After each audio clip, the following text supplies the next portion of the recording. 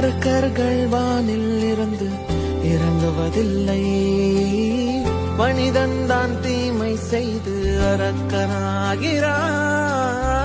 இதயத்தில் தர்மம் என்றும் உறங்குவதில்லை, இதை உணர்பவன் தானே மீண்டும் மனிதன் ஆகிறான். இங்கு எதை தேடி வந்தோம் என்று எதுவாக ஆனோம் என்று அறியாதவன் மிருகமாகிறான்.